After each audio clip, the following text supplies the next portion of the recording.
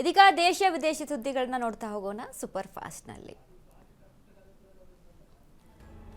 CM DKShi ಸಂಪುಟ ವಿಸ್ತರಣೆಯಲ್ಲಿ ಸಚಿವನಾಗುವ ವಿಶ್ವಾಸವಿದೆ ಎಂದು ಶಾಸಕ ಅಶೋಕ್ ಪಟ್ಟಣ್ ಹೇಳಿದ್ದಾರೆ. ಪ್ರಸ್ತುತ ಉಪಜಾತಿ ವಿಚಾರ ನಡೆಯುತ್ತಿರುವುದರಿಂದ ಸ್ವಲ್ಪ ಸಮಸ್ಯೆ ಆಗಿದೆ, ಆದರೆ ಸಚಿವ ಸ್ಥಾನ ಸಿಗುವ ನಿರೀಕ್ಷೆ ಇದೆ ಎಂದು ತಿಳಿಸಿದ್ದಾರೆ.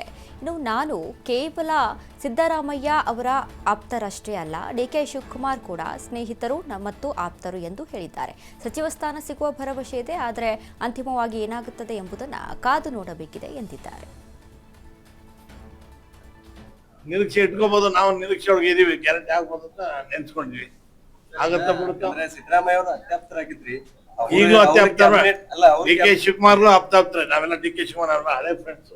ಇವ್ರಿಗೆ ಮುಖ್ಯಮಂತ್ರಿ ಈಗ ಆಗಿದ್ದಾರೆ, ಮತ್ತಿಂದ ನಾವು ಫ್ರೆಂಡ್ಸ್ ಆಗಿದ್ದೇ ಇದ್ವಿ. ಮುಖ್ಯಮಂತ್ರಿ ಅವರು ಮಾಡಿಲ್ಲ, ಈಗ ಹೊಸ ಫ್ರೆಂಡ್ಸ್ ಮಾಡ್ತಾರ ಅಂತ ಹೇಳಿ ನೋಡ್ಬೇಕು ಏನಾಗ್ತದೆ. ನೋಡೋಣ ಸಿಗ್ಬೋದು. ಯಾವ ಕುದುರೆ ಜ್ವರ ಹೊಡ್ತದ ಅದ್ ಕುದುರೆ ಸಿಗ್ತದ ನೋಡ. ನಾನಂತೂ ಜ್ವರ ಓಡ್ತಾ ಇದ್ದೀನಿ ನೋಡೋಣ. ಅಲ್ಲ, ಈಗೆಲ್ಲ ಮೊದ್ಲಿಂದನೂ ಓಡ್ತಾ ಇದ್ರಿ, ಸಿಗ್ತಾ ಇಲ್ಲ ಅನ್ನೋದು ಬೇಸರ ಸರ್. ಬರೀ ಓಡ್ತಾನೆ ಇರ್ತೀನಿ, ಸಿಗೋರು ಅದು ಮಾತ್ರ ಗ್ಯಾರಂಟಿ.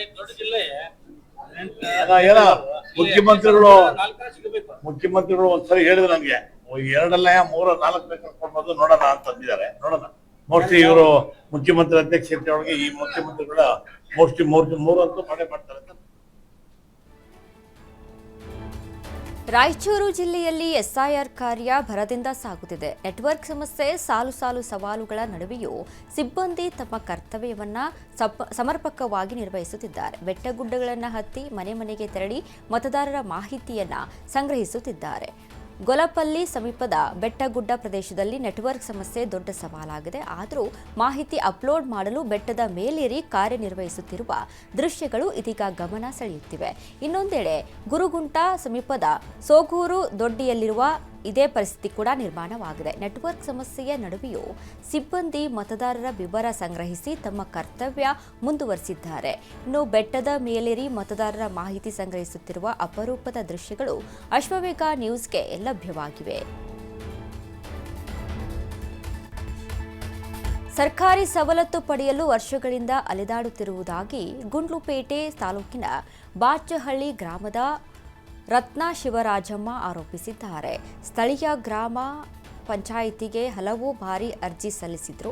ವಿವಿಧ ಕಾರಣಗಳನ್ನು ನೀಡಿ ಸವಲತ್ತುಗಳನ್ನು ನೀಡಲು ವಿಳಂಬ ಮಾಡಲಾಗುತ್ತಿದೆ ಎಂದು ಅಸಮಾಧಾನ ವ್ಯಕ್ತಪಡಿಸಿದ್ದಾರೆ. ಶೌಚಾಲಯ ನಿರ್ಮಾಣ ಮಾಡಿದ್ದರೂ ಸರ್ಕಾರದಿಂದ ಬಿಡುಗಡೆಯಾಗಬೇಕಿದ್ದ ಸಹಾಯಧನ ತಮ್ಮ ಖಾತೆಗೆ ಜಮೆಯಾಗಿಲ್ಲ ಎಂದು ದೂರಿದ್ದಾರೆ.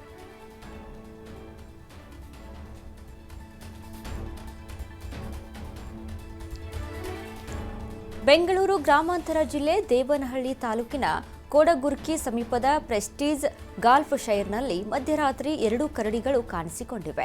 ನಂದಿ ಬೆಟ್ಟದ ರಸ್ತೆಯಲ್ಲಿರುವ ಗಾರ್ಡನ್ ಹಾಗೂ ಬ್ಯಾಡ್ಮಿಂಟನ್ ಕೋರ್ಟ್ ಪ್ರದೇಶದಲ್ಲಿ ಕರಡಿಗಳು ಓಡಾಡಿರುವ ದೃಶ್ಯಗಳು ಸಿಸಿ ಕ್ಯಾಮೆರಾಗಳಲ್ಲಿ ಸೆರೆಯಾಗಿದೆ. ಆಹಾರ ಅರಸಿ ನಂದಿ ಬೆಟ್ಟದಿಂದ ಕರಡಿಗಳು ವಸತಿ ಪ್ರದೇಶದತ್ತ ಬಂದಿರಬಹುದೆಂದು ಶಂಕೆ ವ್ಯಕ್ತವಾಗಿದೆ. ಸಿಸಿ ಕ್ಯಾಮೆರಾ ದೃಶ್ಯಗಳೊಂದಿಗೆ ಅರಣ್ಯ ಇಲಾಖೆ ಅಧಿಕಾರಿಗಳಿಗೆ ದೂರು ನೀಡಲಾಗಿದೆ. ಕರಡಿಗಳ ಓಡಾಟದಿಂದ ಸುತ್ತಮುತ್ತಲಿನ ಗ್ರಾಮಸ್ಥರಲ್ಲಿ ಆತಂಕ ಮನೆ ಮಾಡಿದ್ದು, ರಾತ್ರಿ ವೇಳೆ ಜನರ ಮೇಲೆ ದಾಳಿ ನಡೆಸುವ ಸಾಧ್ಯತೆ ಬಗ್ಗೆ ಕಳವಳ ವ್ಯಕ್ತವಾಗಿದೆ. ಈ ಹಿನ್ನೆಲೆ ಅರಣ್ಯ ಇಲಾಖೆ ತಕ್ಷಣ ಮುಂಜಾಗ್ರತಾ ಕ್ರಮ ಕೈಗೊಂಡು ಕರಡಿಗಳನ್ನು ಸುರಕ್ಷಿತವಾಗಿ ಅರಣ್ಯ ಪ್ರದೇಶಕ್ಕೆ ಮರಳಿಸುವಂತೆ ಸ್ಥಳೀಯರು ಆಗ್ರಹಿಸಿದ್ದಾರೆ. ಎಲ್ಪಿಜಿ ಸಿಲಿಂಡರ್ ಅಭಾವದ ನಡುವೆ ಮಹಾಮಳೆಗೆ ಬರೋಬ್ಬರಿ 3,000 ಸಿಲಿಂಡರ್ ಕೊಚ್ಚಿ ಹೋಗಿವೆ. ನಿರಂತರವಾಗಿ ಮಳೆಯಿಂದಾಗಿ ಮಹಾರಾಷ್ಟ್ರದ ರಾಯಗಢದ ಎಚ್ಪಿಸಿಎಲ್ ಬ್ಯಾಟ್ಲಿಂಗ್ ಸ್ಥಾವರಕ್ಕೆ ಪಾತಾಳಗಂಗಾ ನದಿ ನೀರು ನುಗ್ಗಿ 3,000 ಎಲ್ಪಿಜಿ ಸಿಲಿಂಡರ್ಗಳು ತೇಲಿ ಹೋಗಿವೆ. ಸಿಲಿಂಡರ್ಗಳು ತೇಲಿ ಹೋಗುವ ವಿಡಿಯೋ ಕ್ಯಾಮೆರಾದಲ್ಲಿ ಸೆರೆಯಾಗಿದ್ದು ಸಾಮಾಜಿಕ ಜಾಲತಾಣದಲ್ಲಿ ವೈರಲ್ ಆಗಿದೆ. ಎಲ್ಪಿಜಿ ಸಿಲಿಂಡರ್ ಅಭಾವದ ನಡುವೆ ಈ ಘಟನೆ ಸಂಭವಿಸಿದ್ದು ತೀವ್ರ ಆಘಾತಕ್ಕೆ ಕಾರಣವಾಗಿದೆ. ಕೆಲವು ಸಿಲಿಂಡರ್ಗಳಲ್ಲಿ ಗ್ಯಾಸ್ ತುಂಬಿವೆ, ಕೆಲವು ಖಾಲಿಯಾಗಿದ್ದವು ಎನ್ನಲಾಗಿದೆ.